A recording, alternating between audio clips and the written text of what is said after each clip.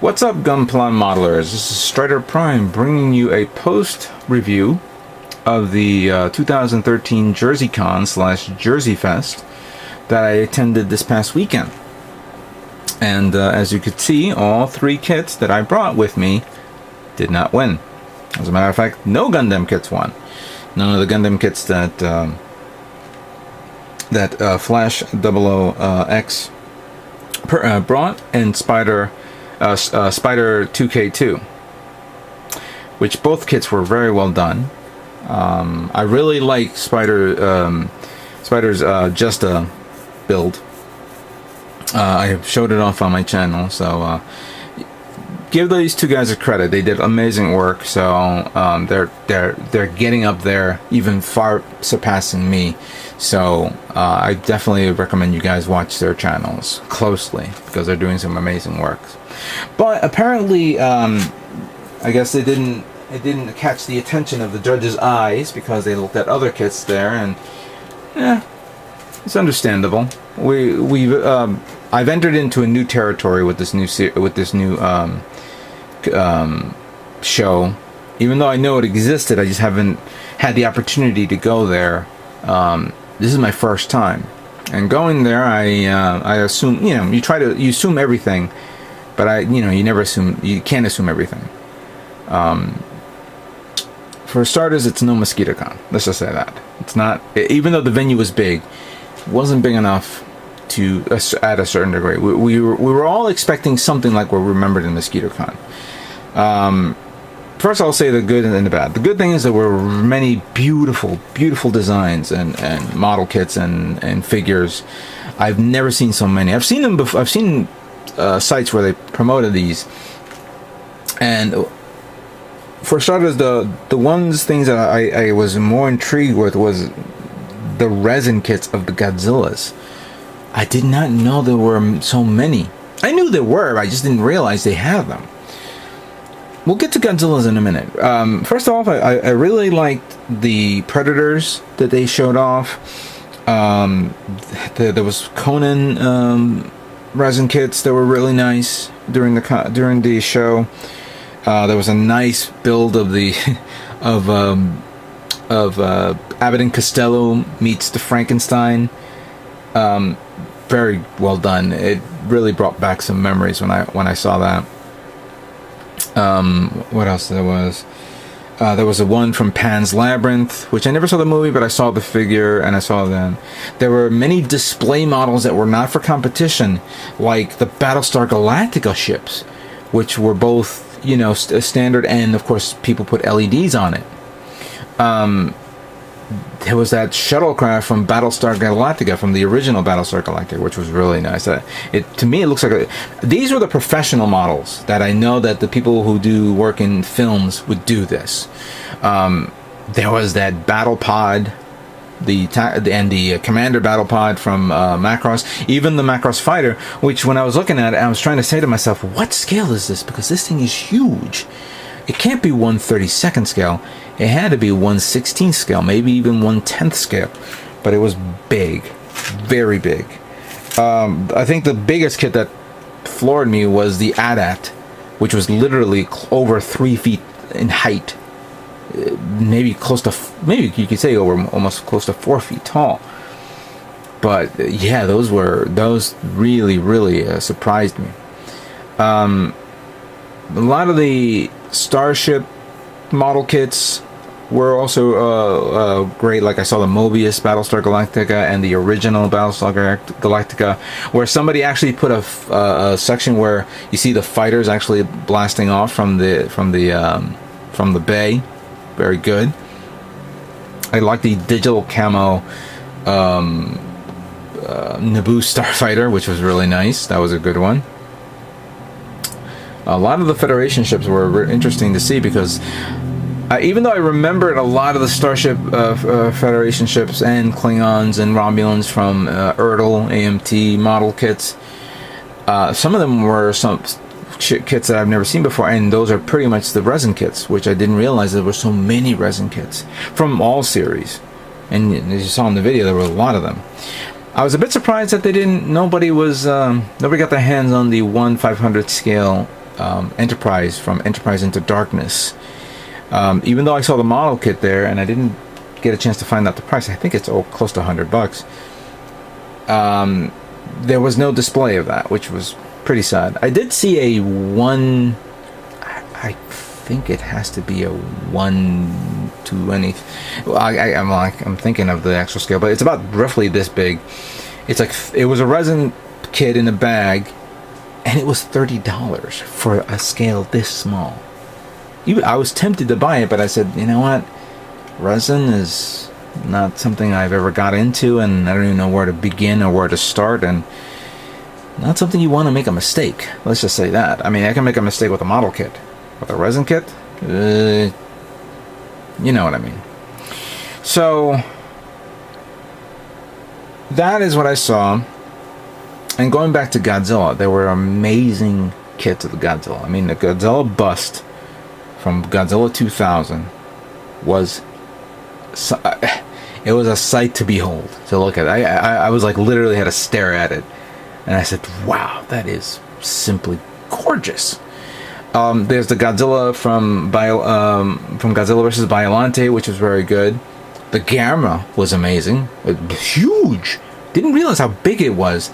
I mean, I wouldn't even know where to put it if I ever got that. It would take up my entire table. And then my personal favorite, which came in late, it's at the part 3 of my video, was Godzilla vs. the Sea Monster. Beautiful diorama with the sea monster on in a water setting, tipping over a ship.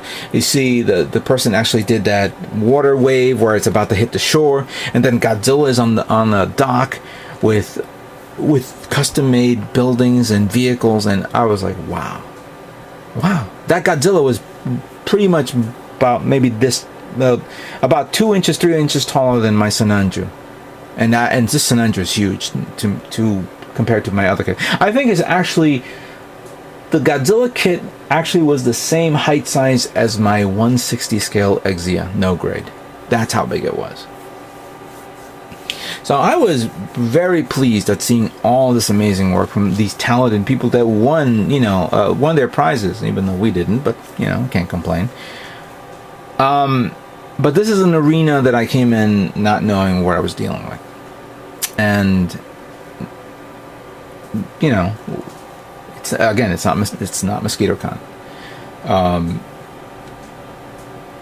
It was a little longer than I expected. It took a little longer because we went there early, around 10-ish, to put up our stuff.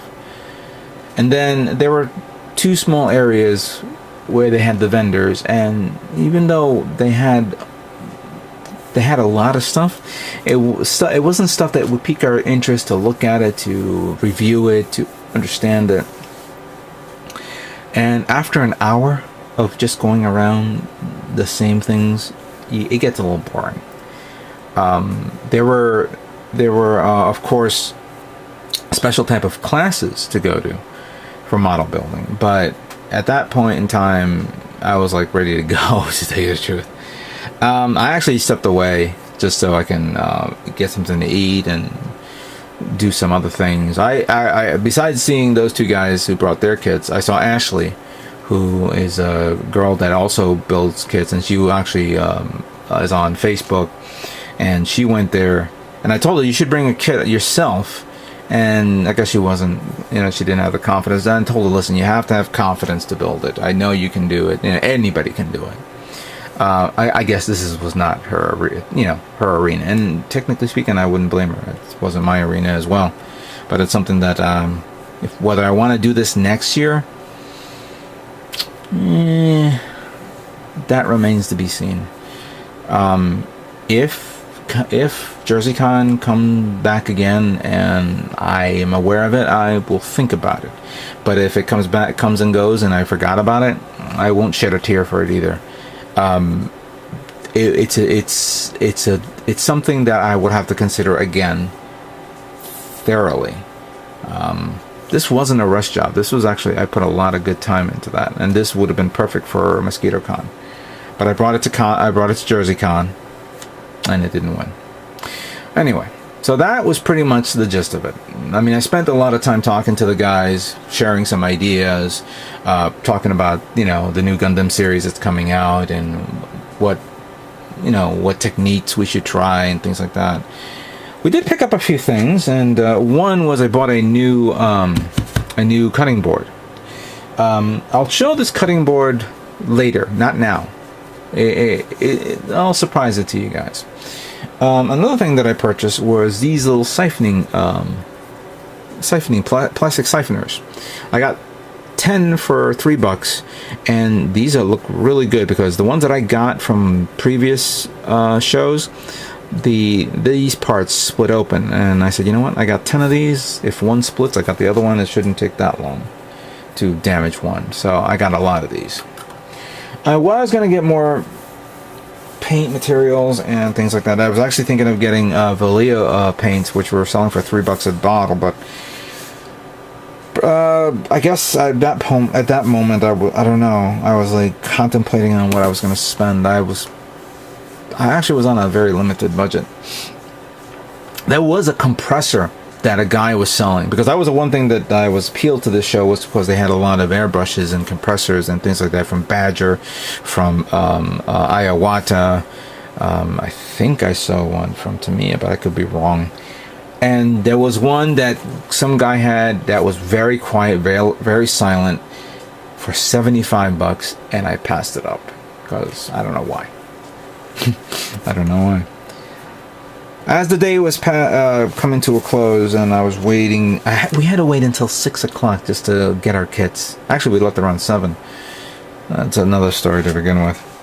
But as the day was going, you know, coming to a close, there was one last thing that I saw that I said, I gotta get it. And I'm going to show it to you right now. This is a Godzilla kit, figure kit, that is considered to be discontinued. I remember seeing this and others like this for $35 at the New York Animation Festival literally 4 years ago. And I should have purchased it at the time, but I didn't. And I always wanted to get these, but I didn't realize the scale of it. They are actually roughly around this big. As a matter of fact, we'll pop one open in a moment. But here are two versions of it. There's the 1954 version, and this is the 1962 version, which was from Godzilla vs. King Kong. This is the 1964, which is the Godzilla vs. Mothra, and of course Burning Godzilla, which would have been nice to get. But I love the King Kong version of it because I love the overall design of it. Let me pop it open a bit.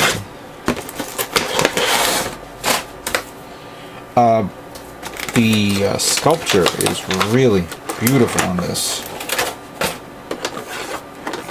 It comes with a base, which we'll put here.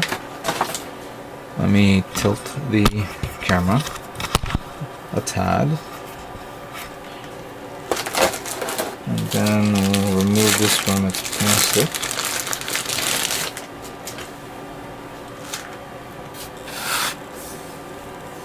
And here it is. And I'll just show you some close-ups. Take a look at that. Look at the detail on that. Wow. This is really cool. Very, very detailed for this scale. Now, if Bandai would do this with their SH Monster Arts, I'm buying it. But, yep, I got this. And I got this for $15, which is actually a good deal. So, that was pretty much it. That was JerseyFest. JerseyCon. I liked it. It was okay. I don't know if I'll do it again, but it was alright. But I think it's now high time to move on to my next build in preparation for Comic-Con. I'd like to thank you all for watching, and stay tuned for more Gundam models yet to come. Take care.